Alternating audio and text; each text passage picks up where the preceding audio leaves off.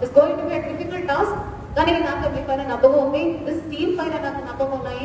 Natural farming అనేది కొత్తగా introduce చేయాలంటే కొంచెం ఆలోచన ఉంటుంది, కానీ మీకు బెస్ట్ ప్రాక్టీసెస్ క్లాస్ తీసుకున్న వాళ్ళు కూడా, మీకు నేర్పించిన వాళ్ళు కూడా ఆల్రెడీ మన జిల్లాలో చేసి సక్సెస్ఫుల్ అయిన వాళ్ళే.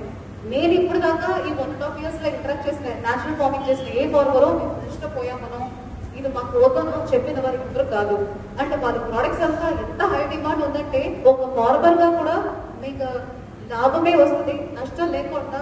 ఇంకా మిమ్మల్ని చూసి ఒక నలుగురు మార్చుకొని తొందరగానే మన ఏలూరు జిల్లాలో న్యాచురల్ ఫార్మింగ్ హబ్బుగా మనం ఏలూరు జిల్లాని మార్చడానికి ప్రయత్నం చేయాలి. దానికి ఈ రోజు నాకు ఒక 170 మెంబర్స్ ఇవాళ ఈ మీటింగ్ లో ఉన్నారు. సో మీతోటి ఒక 1000 మంది తీసుకురండి, 10,000 మంది తీసుకురండి, ఒక పెద్ద మూవ్మెంట్ గా మన ఏలూరు జిల్లాలో చేస్తాం.